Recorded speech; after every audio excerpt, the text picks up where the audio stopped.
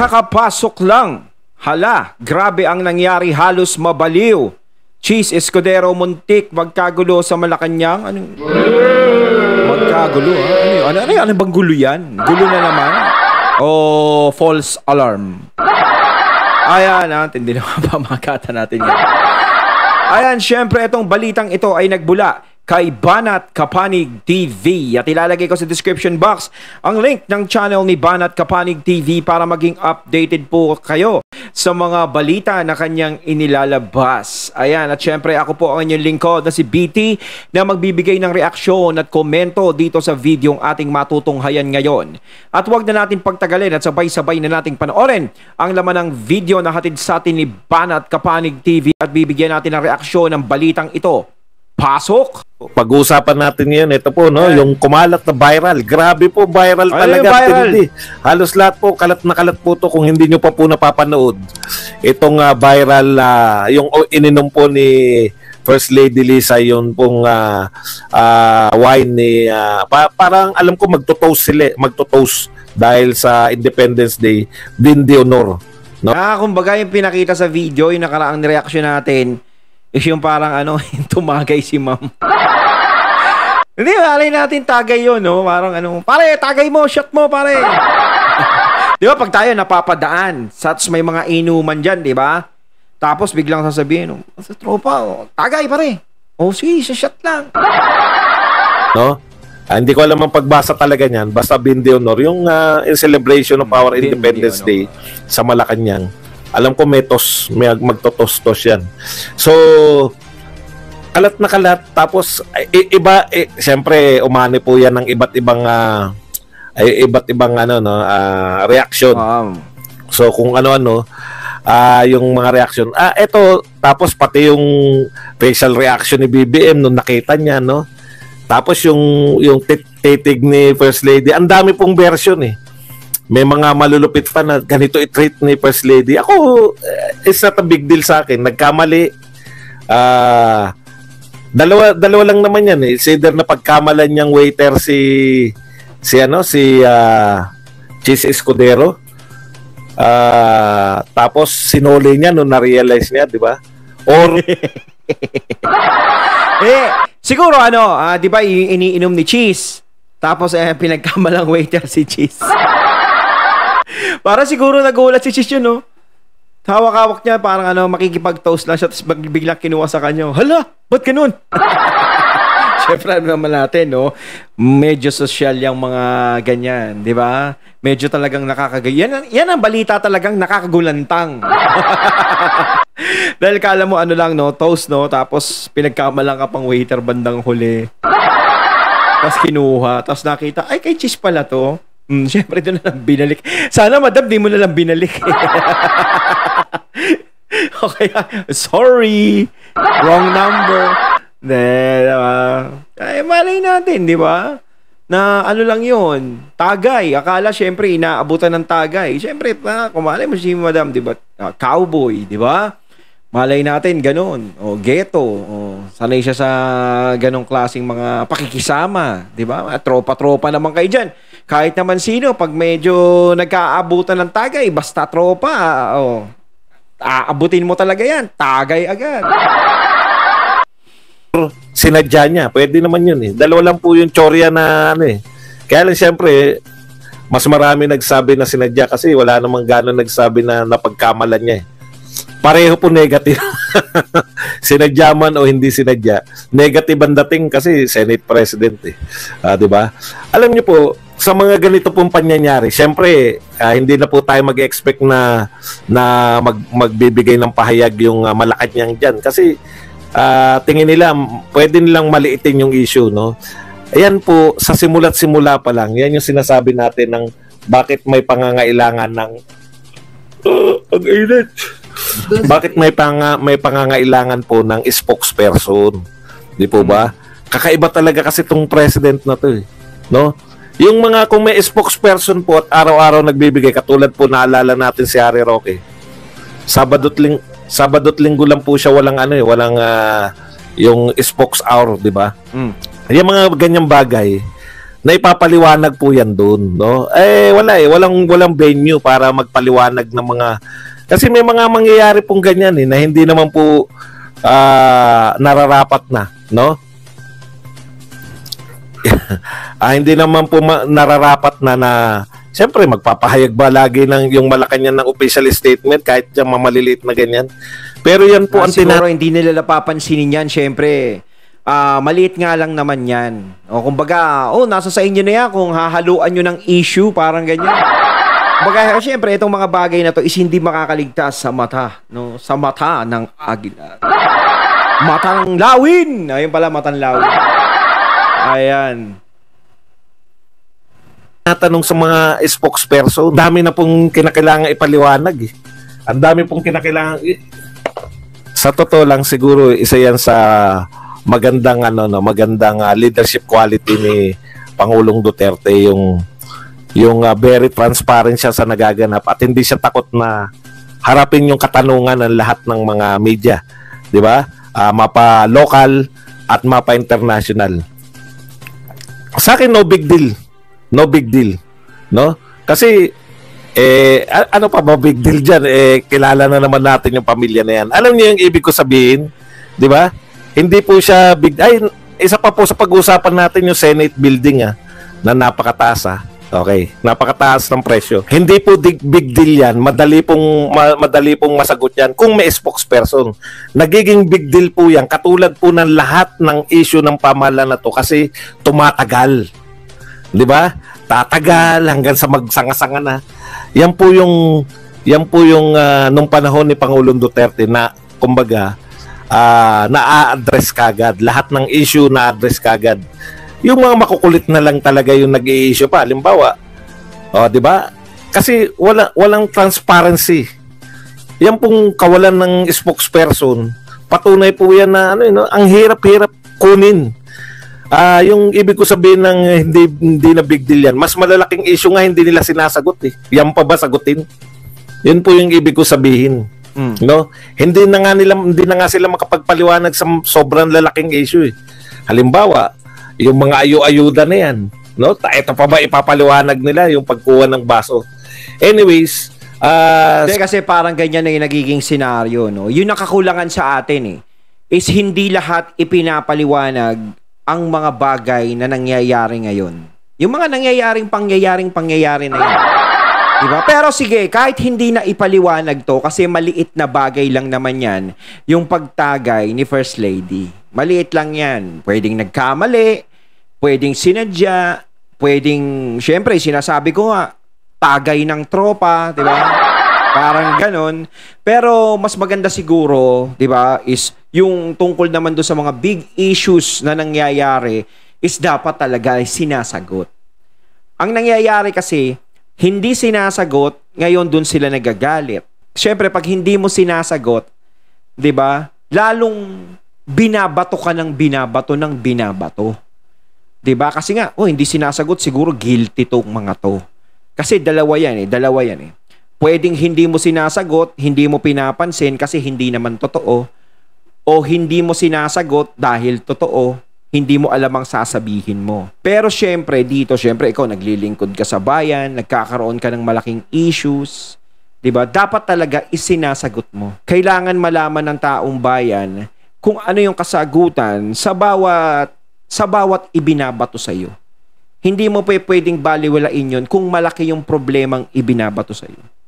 Dahil ikaw din naman ang talagang masisira doon kung tutuusin.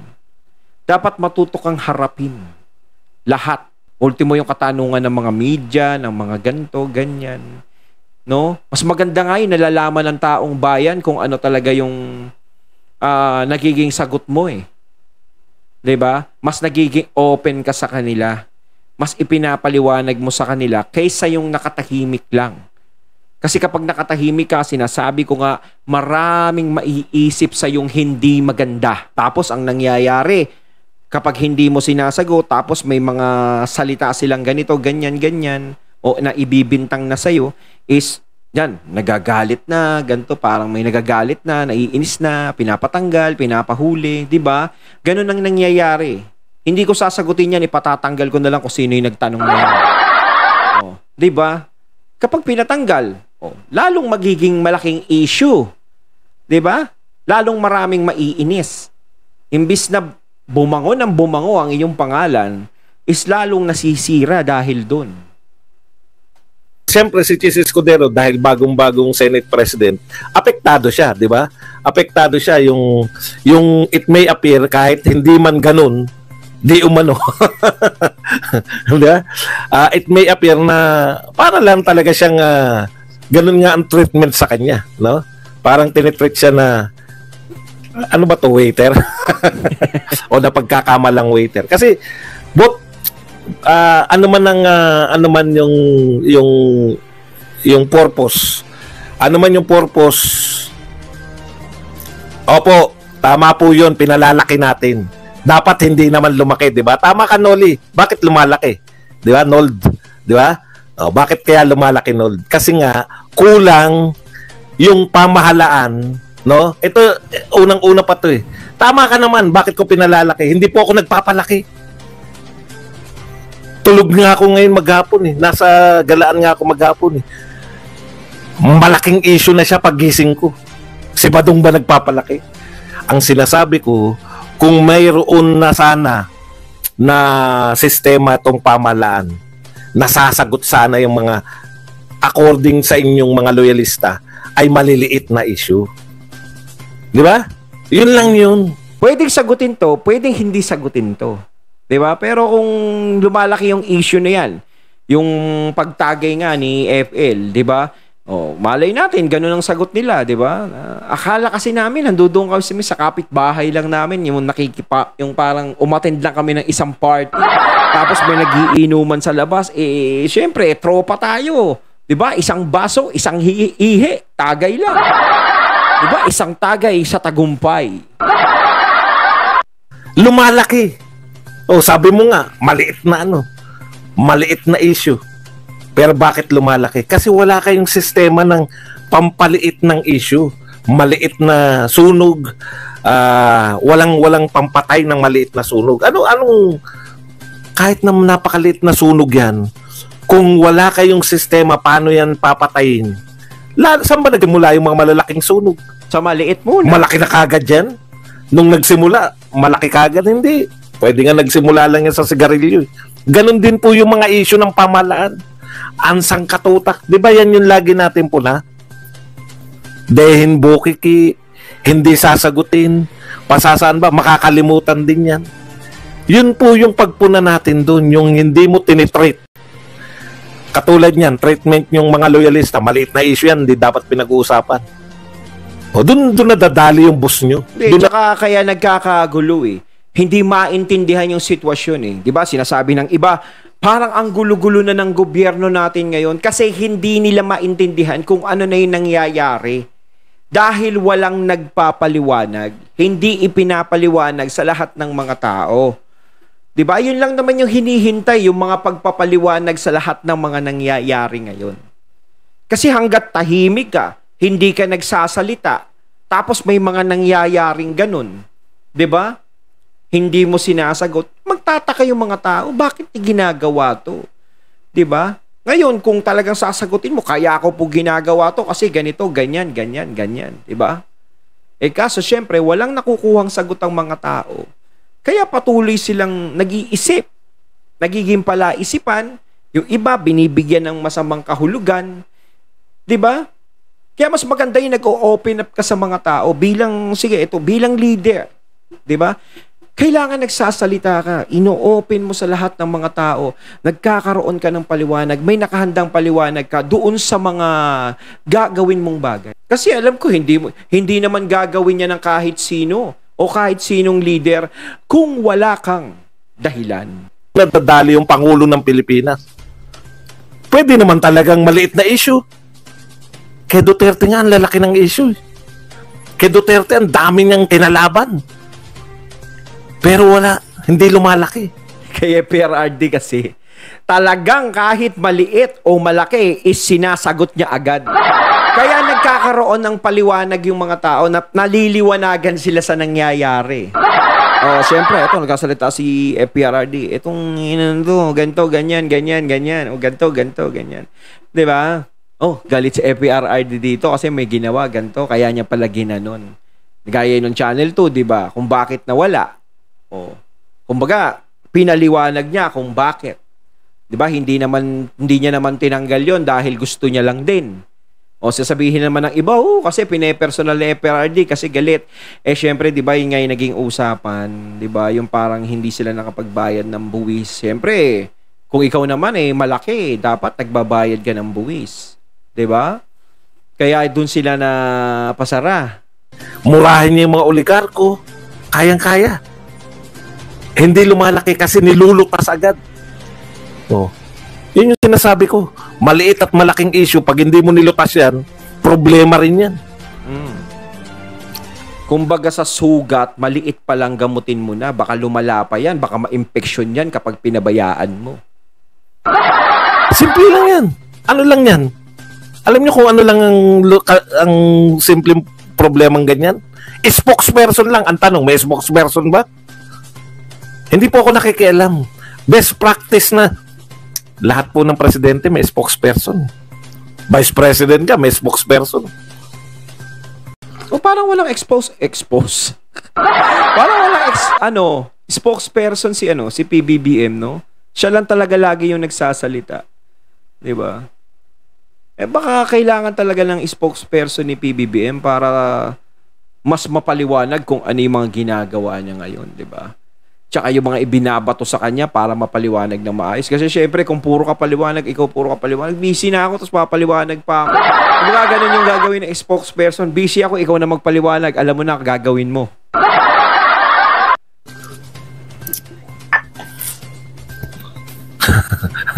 Di ba? Ganun lang yan eh. Okay. Ano man ang sabihin nyo, sumagot na po si Chis Escudero. Sumagot na po si Chis Escudero. Oh. Okay, tamo, Yamamoto. Dotae, kulong na.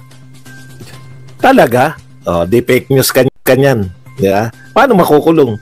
Sa utak ninyo, dahil sa kawalan ng ilalaman ng utak nyo, yung chismis na nasagap nyo, prinases ng kapiraso yung utak, nakakulong na.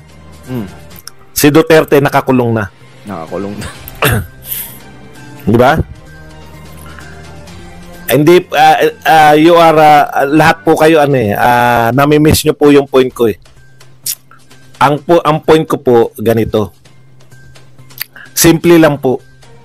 Maliit at malaking problema. Ang pamahalaan na to, walang pantugon para, yung kumbaga yung gripo na tumutulo, wala siyang pantugon para, kahit po maliit yung patak ng gripo, kinakailangan mo siyang pigilin para hindi lumaki yung bayad mo sa... lalaki bayad mo. Nakukuha nyo? Kahit konti-konti lang yung patak ng gripo na yan, yung metro mo, takbo ng takbo yun, lalaki babayaran mo. Kailangan istapalan mo agad yun. Yun yung pinakapunto ko rito eh. Walang system in place tong gobyerno na to para pantugon sa lahat ng uri ng problema. Maliit na problema, walang pantugon. Lalo na yung malaking problema. Yun yung point ko, yung system of governance. Wala tayo. Kung ano lang yan, tapatan nila, isisi nilang kay Duterte yan. Isisi lahat kay Duterte. Kailan nga nangyari eh. Lahat ng mga nangyayari ngayon talaga sinisisi nung nakarang administrasyon. Di ba? Okay, next. Ayun, ang ating natunghayan ng video na nagbula kay Banat Kapanig TV at syempre yung boses na yun na nagbula kay Sir Badong Aratales. Kayo mga katunay, anong masasabi nyo doon sa nangyari na yun, yung pagtagay ni FL? No? Tagay tropa ba yun? O napagkamala na misinterpret niya lang na napagkamala na waiter si Cheese? Diba? O tumagay lang siya bilang tropa? Comment lang po kayo sa comment box. So once again, I'm BT and I'm out. Peace.